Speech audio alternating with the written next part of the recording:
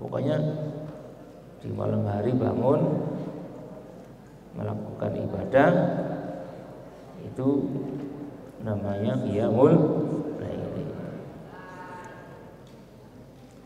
Itu yang pertama. Imam Syafi'i berkata begitu. Wa kasratul istighfari fil ashari. Akeh jaluk sepuro nang Gusti Allah bil ashari ing dalam waktu sahur. Banyak istighfar di waktu sahur. Waktu sahur itu waktu sebelum subuh. Ya, waktu sebelum subuh, waktu sahur.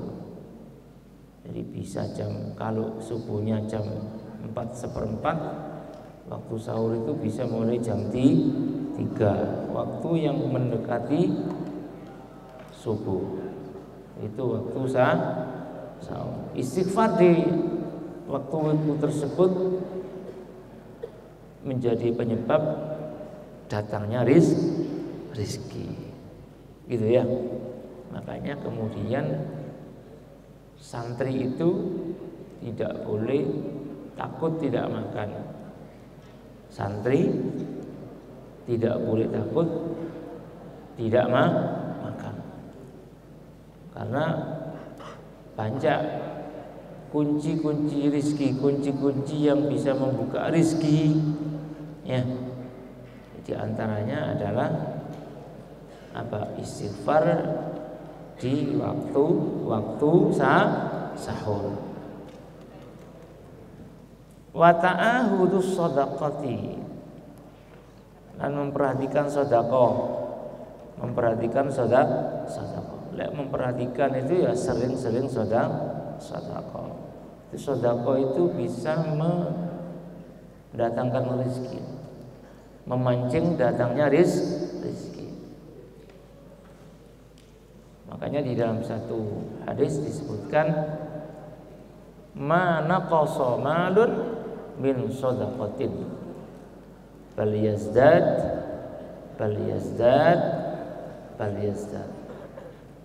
ma naqasa malun, tidak berkurang malun harta,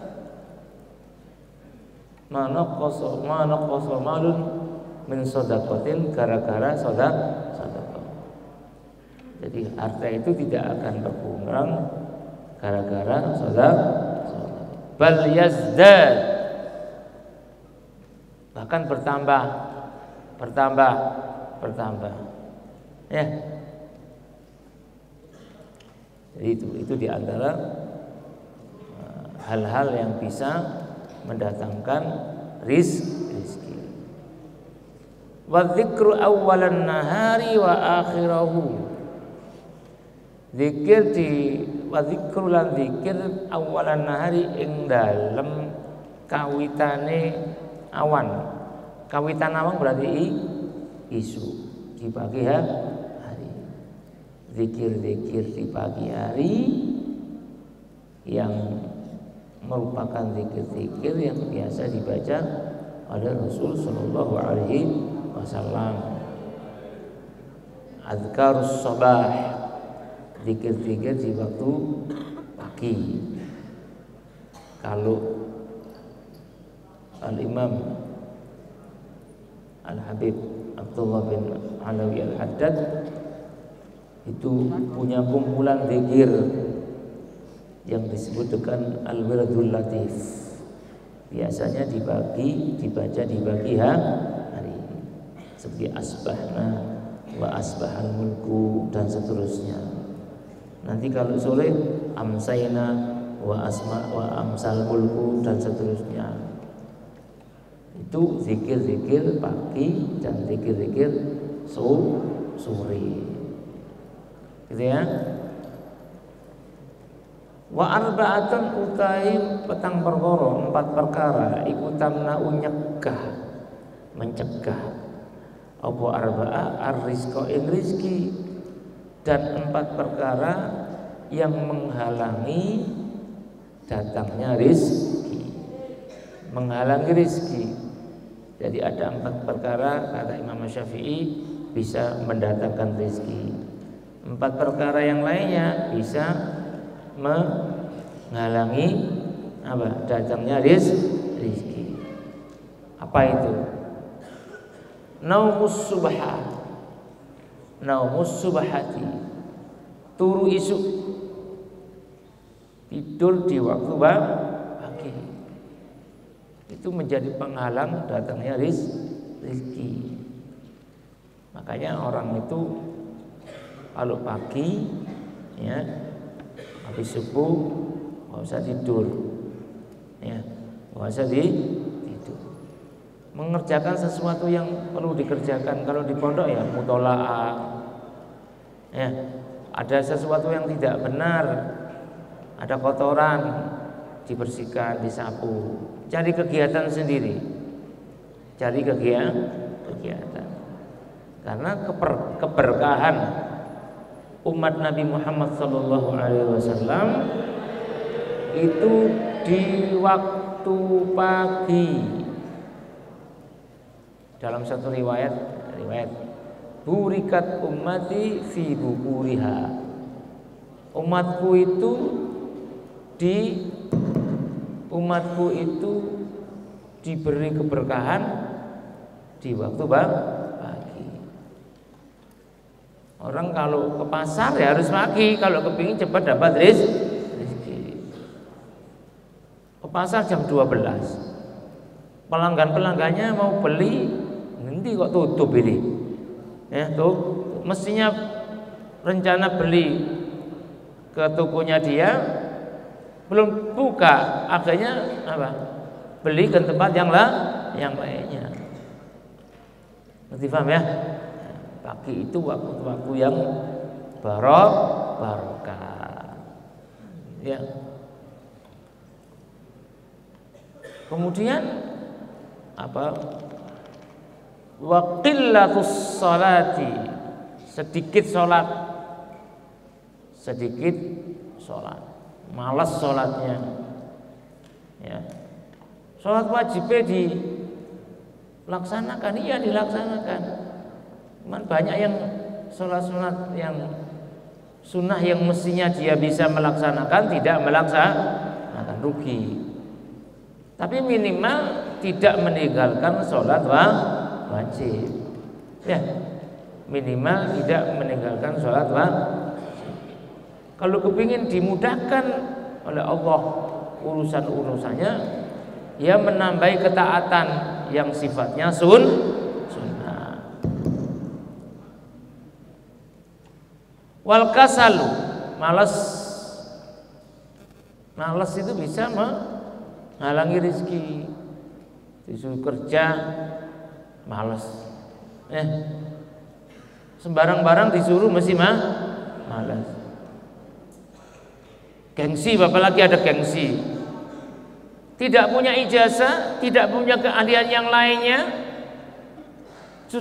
disuruh jualan makanan yang remeh-remeh itu nggak mau, gengsi. Padahal makanan kecil yang dijual itu terkadang kelihatannya remeh, tapi kalau omsetnya besar, kalau lakunya banyak, jadinya mendapatkan keuntungan banyak. Paham ya? Makanya tidak boleh malas. Pokoknya malas itu menghalangi segalanya. Malas itu menghalangi segalanya. Rizki yang berupa duniawi atau juga rezeki yang sifatnya ukhrawi berupa ilmu. Ilmu itu rezeki loh. Orang mendapatkan ilmu itu berarti mendapatkan rezeki. Gitu ya. Selanjutnya yang nomor 4, wal khiyanatu, khianat. Khianat itu orang yang dipercaya, diberi amanat tapi tidak dilaksanakan. Itu namanya khianat. diberi amanat malah dia menyia-nyiakannya, ya, menyia-nyiakannya. Disuruh beli, tolong belikan sepeda motor, mesinnya aslinya sepeda motornya harganya 20 juta, 20 juta, bayarnya di sana 20 juta, tapi dia minta kwitansi pada orang yang jual itu 25 juta. 25 juta. Itu laba berapa itu? Laba berapa? 5 juta. Itu sebuah pengkhianatan itu. Khianat namanya. Ya. Disuruh untuk menjalankan tugas, tidak dijalankan. Padahal dia juga sudah berjanji, disumpah, saya akan melaksanakan tugas dengan sebaik-baiknya, tapi tidak melaksanakan. Itu namanya diberi kepercayaan tetapi tidak dilaksanakan. Itu namanya khianat. Ini yang bisa menyebabkan rizki itu apa? Rizki itu terhalang darinya, ya. Qultu in intaha qaulu Syafi'i, intaha ucapannya Imam Syafi'i. Qultu ngucap sapa ingsun, saya berkata, naumus subhati, tidur pagi, ai naumul ghadat, maksudnya adalah tidur di pagi hari. Wis. Ini ada penjelasan lagi hal-hal yang bisa menghalangi rizki. Wa mimma yamna'u rizqa aidon, wa mimma lan iku setengah saking perkara di antara sesuatu, wa mimma lan iku setengah saking perkara yamna'u kang nyegah apa ma'a rizqa ing rizki. Dan di antara perkara yang bisa menghalangi rizki, aidon halimane, aidon juga kasratun naumi utawi akeh turu nih, banyak tidur, ngerti nggak? Turu tok ya, duk kamar turu, duk kelas turu, duk aula turu, sholat turu, nah gimana ya? Tidur tok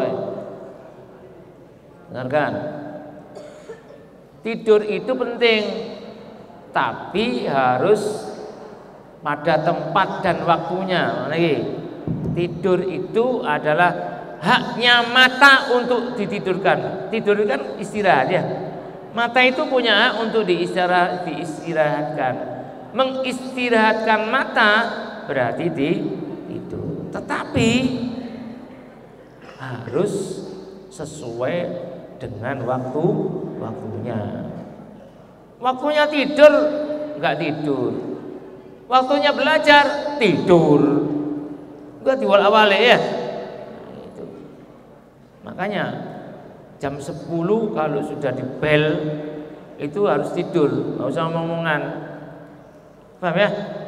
Nanti jam 3 bangun, cukup itu istirahat itu. Ya. Sudah, jadi banyak tidur itu bisa menghalangi datangnya rizki. Wal aklu lan mangan, wasyur bulan ngombe, makan dan minum, junuban hale junub, dalam keadaan junub, hale junub, dalam keadaan junub makan dan minum. Ya, makanya orang itu kalau junub itu dianjurkan segera untuk mandi besar. Ya, jangan makan, jangan minum dulu, mandi besar. Besar mandinya. Sebesar apa mandinya? Ya pokoknya mandi besar. Ya, mandi besar itu menyiram mulai dari ujung rambut sampai ujung kaki. Semuanya harus terkena air dengan niat, ya, dengan niat menghilangkan hadas besar. Itu namanya mandi besar, ya, nah, mandi besar. Kalau misalkan orang mandi semuanya dibasuh, semuanya disiram oleh ujung rambut sampai dengan ujung kaki, tapi tidak niat menghilangkan hadas besar, tidak disebut dengan mandi besar. Paham ya? Nah, ya mandi biasa, keramas gitu aja, ya, keramas, nggak ada niat kok. Yang membedakan antara mandi biasa dan mandi besar adalah apa? Ya. Sallallahu Muhammad.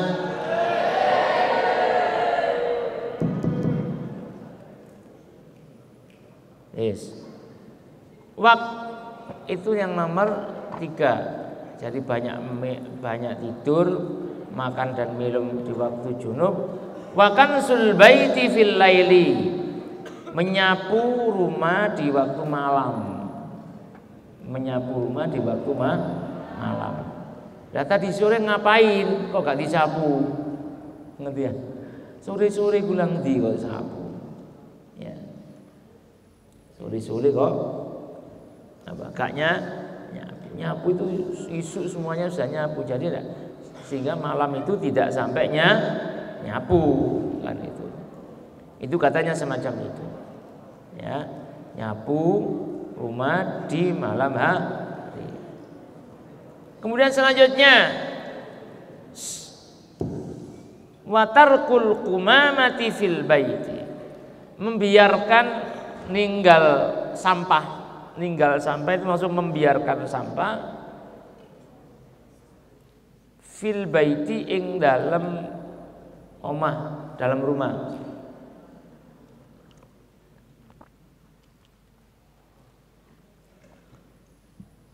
Ono sampah enggak dibuak-buak, dibiarkan saja sampai bau rumahnya. Itu menghalangi datangnya rezeki. Paham ya?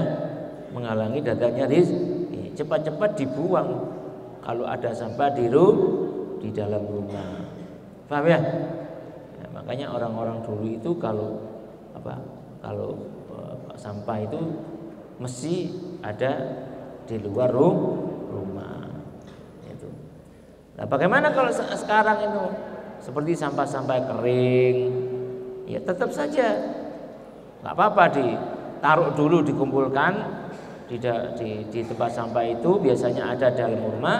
Tapi kalau sudah penuh, harus secepatnya dibuang. Itu menghalangi datangnya rezeki. Wal masyu quddamal masyayikh, wal masyu dan melaku berjalan. Quddamal masyayikh, apa quddam? Amama, di depan, ing dalam ngarepe guru, pira-pira guru, masyayikh. Ya.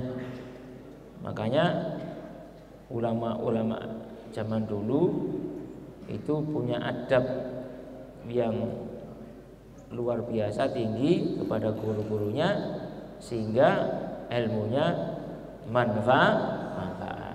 Kemanfaatan ilmu itu,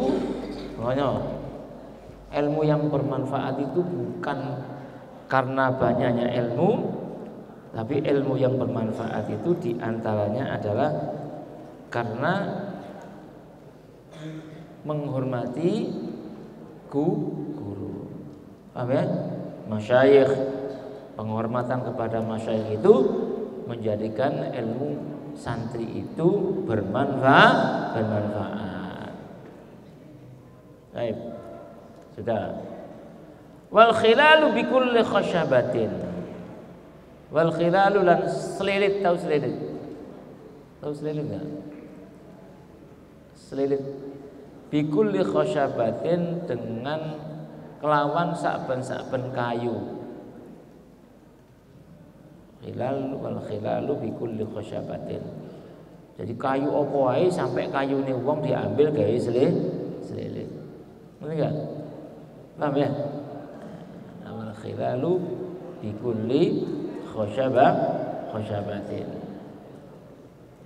Wa ghaslul yadaini bittini. Ini ada penjelasan. Lan membasuh kedua tangan loro bitini kelawan tin. Tin itu tanah liat. Membasuh tangan dengan tanah liat ya Allah. Ya.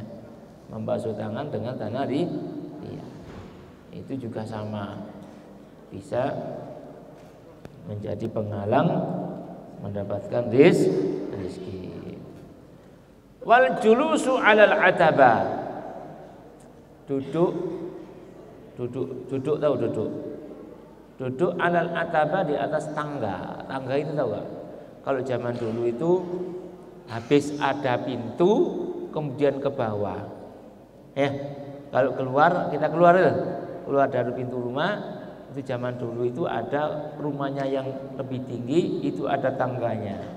Lah duduk situ itu katanya bisa menyebabkan terhalangnya datangnya rezeki. Ngerti enggak saya? Wal wudhu'u fil mabrazi. Wal wudhu lan wudhu fil mabrazi ing dalem panggonan qadaul hajah, ing dalem panggonan mendatangi hajat. Apa hajat? Qadaul hajat ya, buang air besar atau buang air kecil. Wudhu di tempat buang air besar atau wudhu di tempat buang air kecil.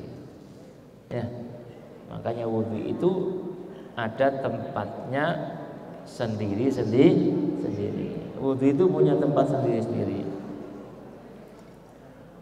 Wa khiyatatus saubi lan jahit pakaian. Dondom tahu nggak jahit pakaian? Kalau bahasa Jawa dondomi, tahu dondomi ya? Jadi benang dimasukkan ke lubang jarum, ya kan? Biasanya untuk jahit robek-robek kecil itu loh, ya. Nah, itu jenis kalau bahasa Jawa dondomi, jahit baju ala jasadihi pada badannya, maksudnya baju yang dipakai di badan, pada baju yang dipakai di badan. Ngerti enggak? Robek jahitnya di sini enggak dilepas dulu. Yang baik bagaimana? Yang baik itu adalah dilepas. Ya. Jangan jahit pakaian kemudian pakaiannya dipakai. Wis. Wa tajfiful wajhi bis-saufi.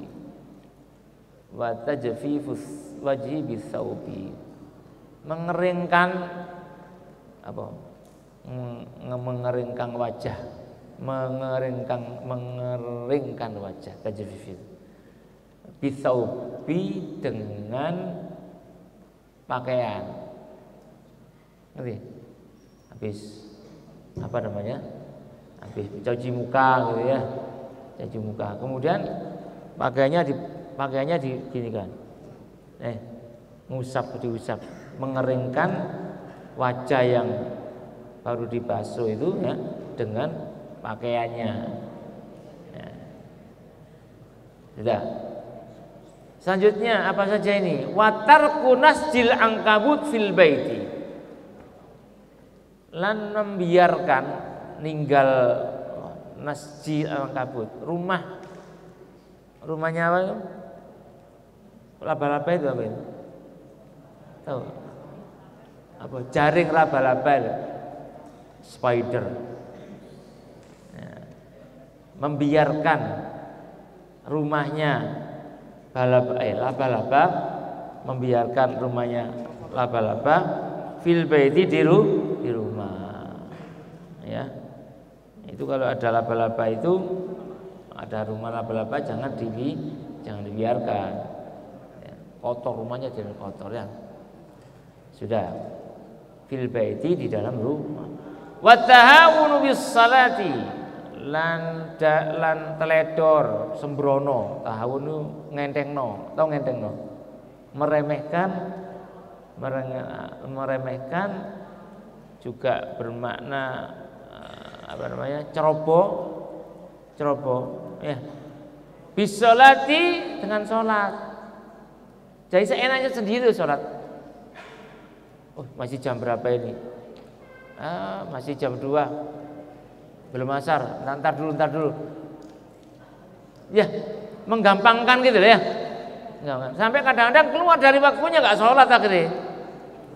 Ya, memudahkan apa itu namanya bahasanya, bahasa Indonesianya. Ya, orang ceroboh, teledor. Ya, teledor sembrono dengan sholat. Meremehkan sholat, itu tahawun itu. Ya. Nah, itu bisa menghalangi seseorang dari rizki. Wat itfa'us siraj bin nafasi, mematikan lampu. Siraj itu semacam pelita. Biyen itu ono lampu. Lampu itu kalau mematikan itu ditiup. Tahu lampu oblek enggak? Lampu zaman dulu itu apa namanya? Pakai semacam kain sumbu gitu, di bawahnya itu ada minyak tanah.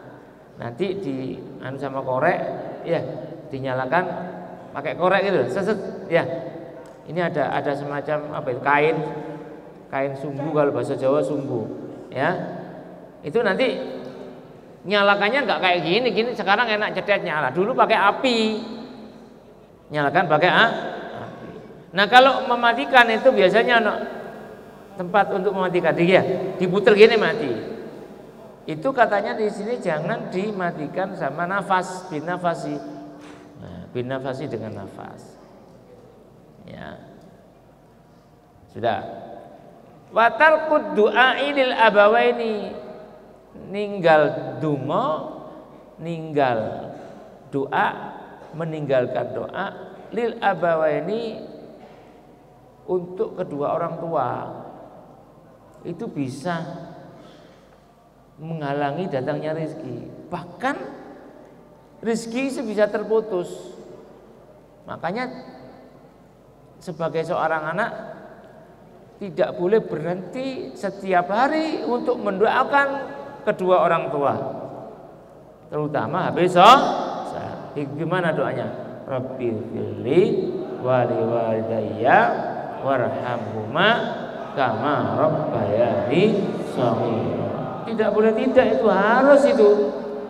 Paham ya?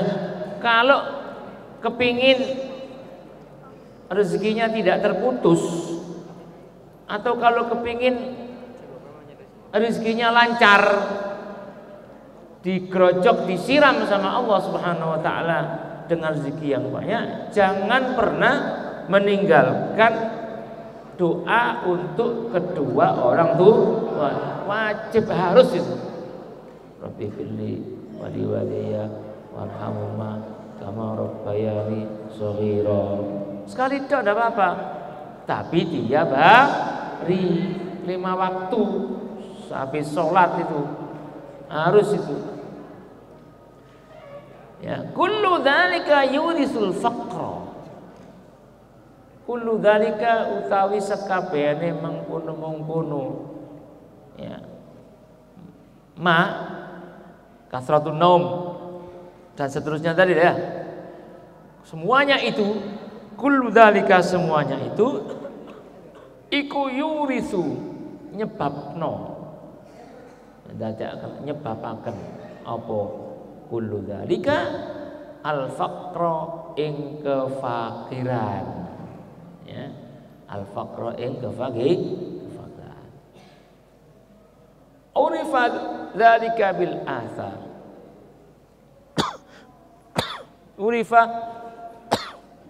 Urifa diwerwi, diketahui dzalika mengkono-mengkono mayamna'u rizqa, ya, sesuatu yang menghalangi rizki itu semuanya diketahui dari bil athar.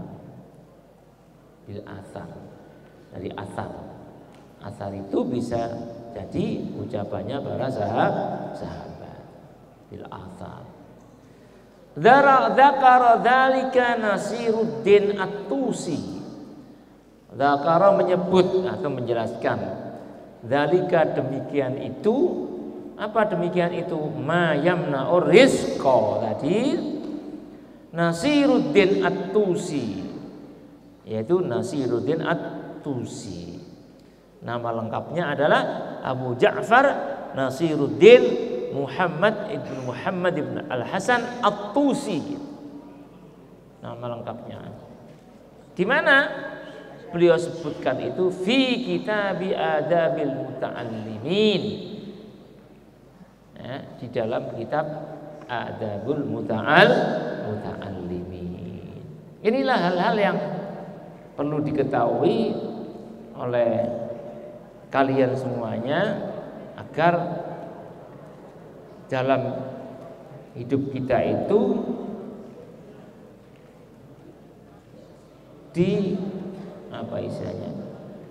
dituntun dengan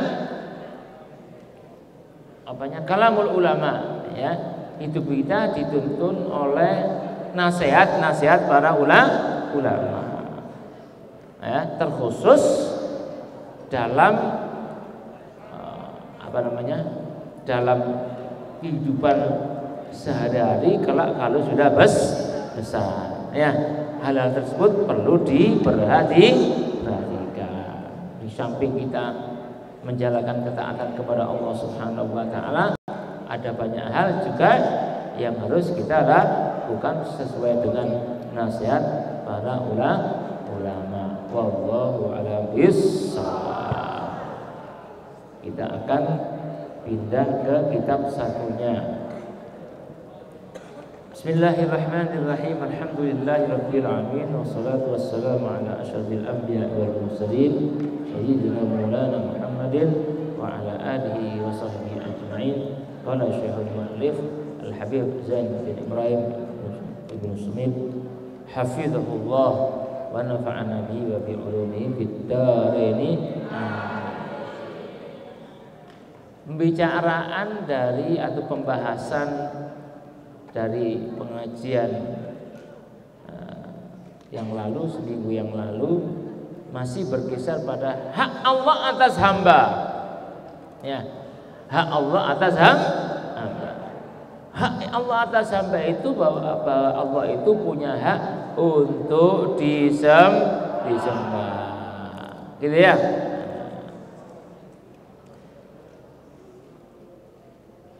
Allah itu berhak disembah karena memang Allah itu zat yang maha pencipta, zat yang telah memberikan kepada kita nikmat yang banyak sekali, zat yang telah mencukupi hidup kita, mencukupi kehidupan manusia.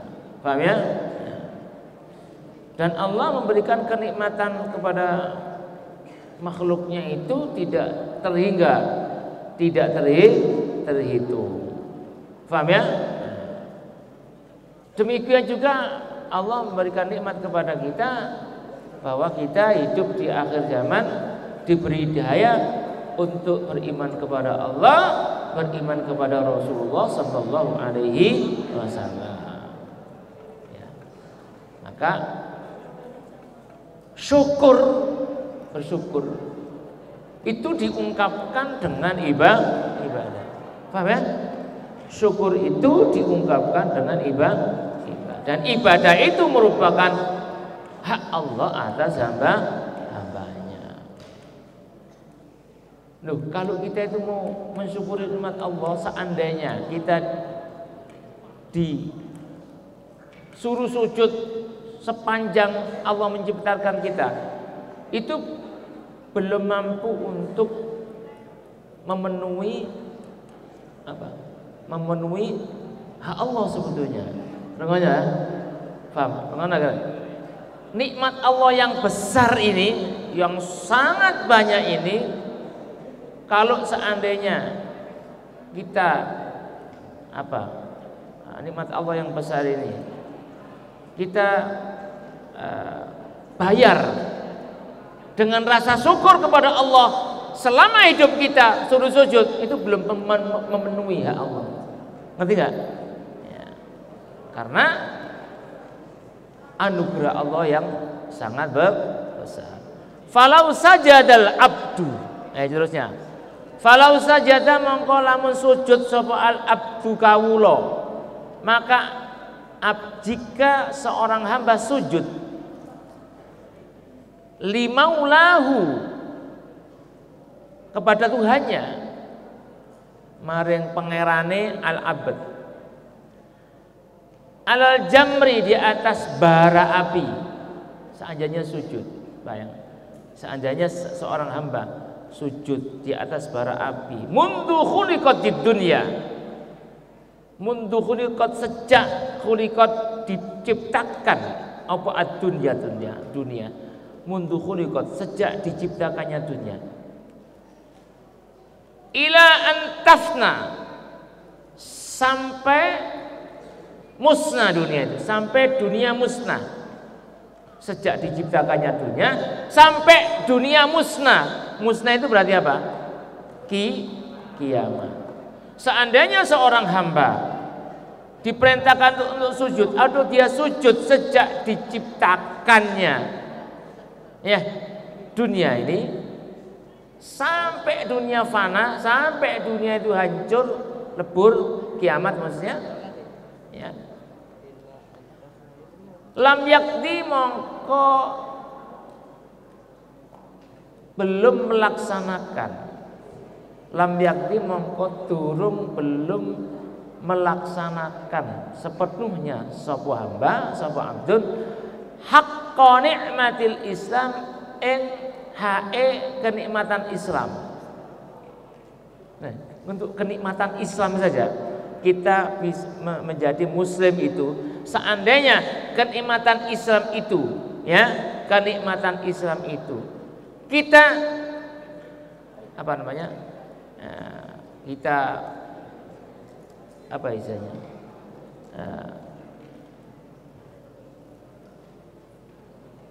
kita mengungkapkan rasa syukur atas nikmat Islam itu ya, sepanjang dunia, seumur dunia kita sujud kepada Allah Subhanahu wa taala, maka itu belum memenuhi haknya nikmat Islam.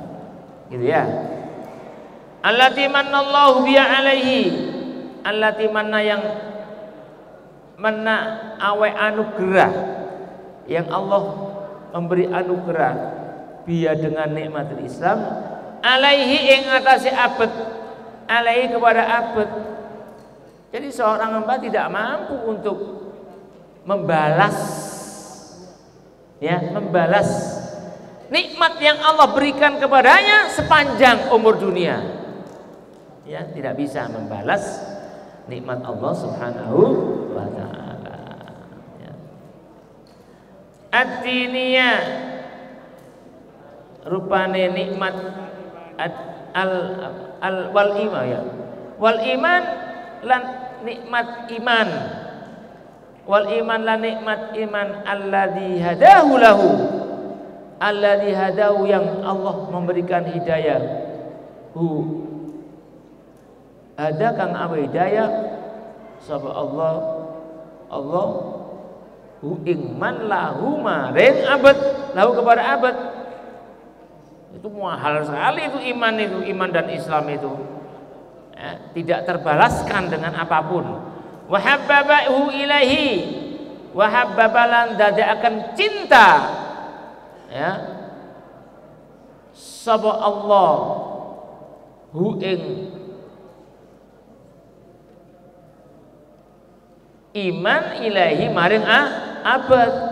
Dan Allah menjadikan seseorang itu cinta dengan iman. Ya. Walillahi tabaraka wa ta'ala alaihi minan ni'ami ad-diniyati wad dunyawiyati. Ya, maka bagi Allah walillahi lan kedua Allah walillahi lan kedua Allah tabaraka mau suci Allah wa ta'ala nan mau ulur Allah. Ya. Alaihi minan ni'ami. Ya. Alaihi ing atase abad minan ni'ami saking pira-pira nikmat. Ya. Allah memberikan kenikmatan kepada seorang hamba, gitu ya. Ya.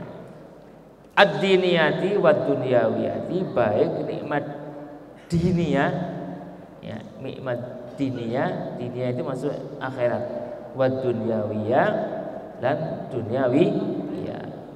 Fi dhahirihi ing dalam dhahir abad, wa batinihi lan batine abad, baik zahir maupun batin. Wa fi qalbihi lan ing dalam atine abad, hati dalam hatinya, berarti sesuatu yang bersifat rohani. Wa qalbihi lam zahirnya abad, zahir berupa jasad dia yang bisa dilihat itu. Nah, itu semuanya adalah kenikmatan Allah yang sangat besar, yang tidak mungkin dibalas oleh seorang hamba, walaupun hamba itu melakukan ibadah sujud kepada Allah selama umur dunia. Wallahu a'lam bishawab. Mudah-mudahan menjadi ilmu yang manfaat, menjadi ilmu yang barokah, yang ngaji menjadi anak yang barokah, menjadi anak yang manfaat, berbakti kepada, bertaat kepada Allah dan Rasulnya, berbakti kepada kedua orang tuanya, dan bermanfaat untuk masyarakatnya. Ala hadiniyah wa likulli niyatin salihah wa ila hadratin Nabi Muhammadin sallallahu alaihi wasallam. Al-Fatihah.